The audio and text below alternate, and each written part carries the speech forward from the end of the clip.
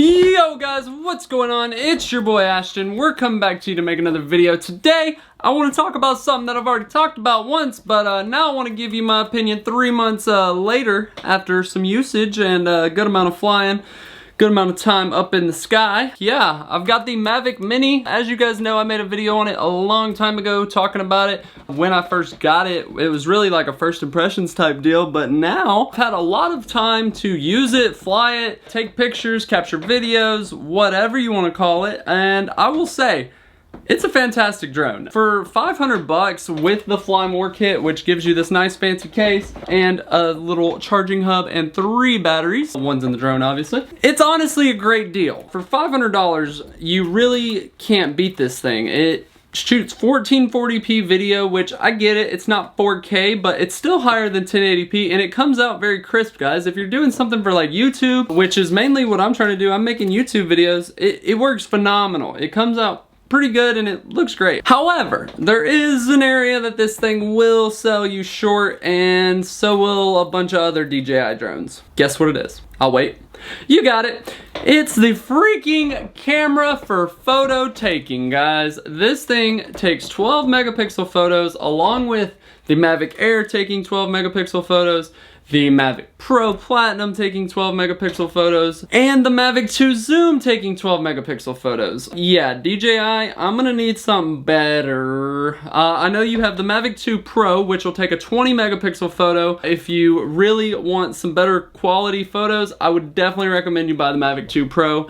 I know that is literally triple the price of this little guy. But if you need like DSLR quality photos from the sky, realistically, that's the only way to do it would be with the Mavic 2 Pro. But that's not what we're talking about. We're talking about how much of a deal and how much I freaking love this thing. The battery life on this thing is freaking ridiculous, guys. I don't know how they get a 30-minute flight time out of a little bitty battery this big. How do you do it? How do you do it, DJI? I really don't get it. It makes zero sense to me. As far as real world usage though, you get about 27, 28, which is still great. Honestly, freaking great out of a little drone like this. Your micro SD port, you know, it just slides in on the back. It's really quite convenient to access. You just pop it in and pop it out. You've got your charging port. I don't ever charge the actual drone though. Charge them through the case, like this little thing. It's pretty phenomenal. You've got the 3 and it'll charge them one right after the next, and all you have to do is plug that guy up via micro USB. Super cool thing about this as well, DJI includes a little USB port on the side, so if you need to charge your smartphone or if you need to charge your controller,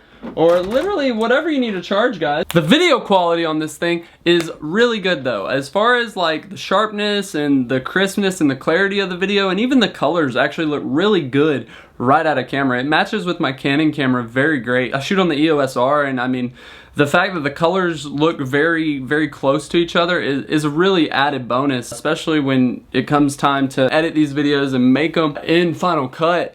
The less color grading and the less modification you have to do to get that footage to match is going to be that much better, because we can fly through this editing process. It's not going to take anywhere near as long as it once did. For instance, when I shot with the Sony, I shot on an A7 III for a while, and I also shot on a 6300. When I would go to match footage from a Mavic Air or Mavic 2 or whatever the case, you always had to go back, and it was a pain. It really was. It wasn't necessarily the funnest thing in the world. At the end of the day, being able to take that footage straight out of the drone and it's gonna match straight with the footage from this camera is a huge bonus. So if you shoot Canon, you should definitely buy a DJI drone if you want to make that footage match real easy. There is one thing that I wish the Mavic Mini had that pretty much every other DJI drone has. Active track! How do you not put active track in this drone? That is literally insane. I mean, it's not insane, I get it. It doesn't have obstacle avoidance. It's not gonna be able to think for itself and watch out for trees and stuff like that, but still, it would be nice to have an active track mode, like per se if you're out in the middle of a big old field or something, or out in the desert, where there's not any obstacles. It would be literally so easy. All it has to do is lock on and just follow. Like, I'm not asking for much. Just give us a follow mode. I get it, there's no sensors. If we crash our drone, it's on us. It really is. At the end of the day, drones are awesome. They are fun things, but you do have to be really careful. And I mean,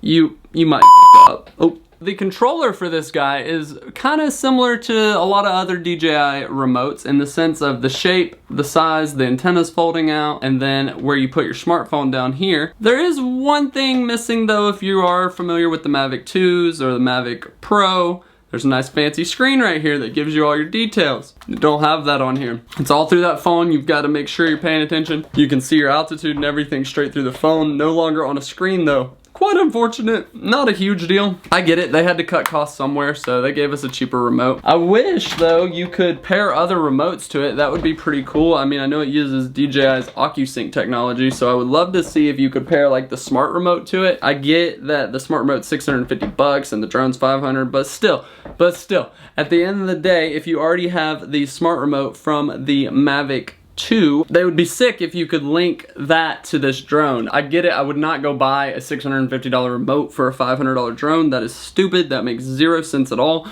But if you already have it, that would be cool. Overall opinions, I love this thing. It's been awesome. For the $500 that I spent on it, I would say it's definitely worth it. I sold my Mavic 2 Pro because I wasn't really doing a lot of like real estate stuff with it like I had intended. Just to be honest, you know, plans don't always go according to plan. Yeah, so I sold it to one of my coworkers, got pretty much everything out of it, to be honest with you guys. And then I went and bought this little guy and saved myself a band, so that was nice. I got an extra $1,000 and still can get in the sky with plenty quality for me and my usage. I do not take many photos with this thing. I do not take any photos realistically with a drone ever because they just don't come out that good. They don't look great in my opinion. So I would pretty much just recommend it if you're wanting to do like videos strictly, even like YouTube videos, home videos.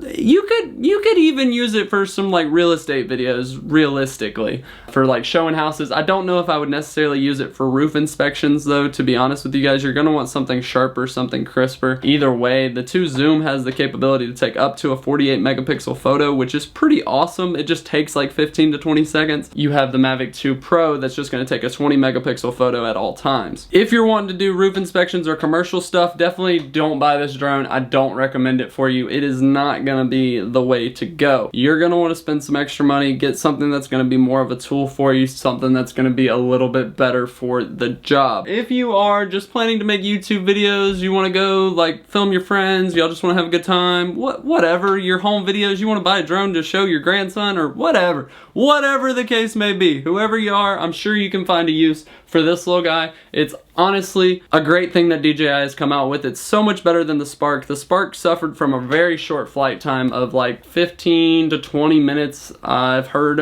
some people just didn't have great experiences. I know one guy personally who lost his Spark just because it dropped connection and he wasn't even like 300 feet from it. So, I mean, they definitely had some work to do on the Spark. Fast forward to the Mavic Mini, I've had zero connection issues. It does a great job. It flies phenomenal. I've flown it in high wind and it handles it great actually, to be honest with you guys. I was really surprised with how good it did in the wind. I thought it was going to be a total wash in the wind. I did not see it going well. It was really windy that day. It handled really well. It held its location. The wind didn't shake it. The gimbal was still nice and smooth. Everything looked great. I was actually extremely impressed with how well this thing did. To that notion, if you are going to be flying in like 30 to 40 mile an hour winds, you're probably not going to want to do that because that thing is going to get sucked away. It only weighs 249 grams, which also allows you to not necessarily have to register the drone. Anything over 249 grams has to be registered with the FAA in the United States, just so that way they can track and see how high you're going, make sure you're obeying the laws and things of that nature. With the Mavic Mini though, it's 249 grams exactly, so it's not a gram over. That means that you don't have to register it, which is absolutely great for people who just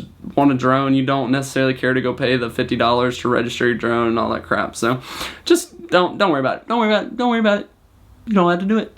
at all. Additionally though, you do need to fly outside of no-fly zones. Just because it's not registered does not mean you don't have to abide by the no-fly zones. You cannot take this thing down to an airport and go fly it on the airway. That's not a thing. Don't do that. You definitely need to abide by your no-flight zones. However, the flight zones or the no-fly zones are rather small on the Mavic Mini. Like when you pull up the map, the flight zones are smaller than they were on the Mavic 2. So I don't know if necessarily DJI has compensated in terms of like making that ring a little less smaller just because it is such a small drone and you don't necessarily have to be so far away. I'm not entirely sure. I don't want to speak to that and tell you guys wrong, but I just have noticed a trend of the no-fly zones are definitely smaller on the map on the Mavic Mini versus on the Mavic 2. I don't know. I need to get some clarification on that. I love the Mavic Mini. If you're on the fence, if you are thinking about buying one, I can't say no. Like, I really love this thing. I've had it for 3 months now, so I've gotten plenty of usage out of it. I've been able to fly it plenty of times, as you've seen from the clips on here. It looks great. I can't complain. I just don't know what more to tell you guys other than if you are on the fence, you should just jump. Definitely great. You will love it. It's awesome being able to get a perspective from the sky, being able to see things from a different angle, differently than you ever would have seen it before, you know? Just the fact that you can literally look at whatever from whatever angle, doesn't matter. It's literally phenomenal. Go buy a drone, guys. Don't spend too much money though if you don't have any usage for it commercial-wise. Go buy a Mavic Mini. It'll be a lot of fun. You will definitely enjoy it. Remember, my name's Ashton. Go ahead, leave me a like and type me a little comment down below and hit that subscribe button if you haven't already. I've got a giveaway coming up. I'm gonna do it at 250 subscribers, so stay tuned to make sure that you get a chance to win that giveaway. I know we're still low, we're still in the growing process, guys, but thank you for the support and thank you for hitting that like button and pressing that comment button, because we are getting there, guys. We are getting there. The watch time minutes have gone up to 20K in the past 28 days, so I mean, it's not a lot, but we're getting there. I love it, guys. Let's keep going. Let's keep pushing. Please keep coming with that support.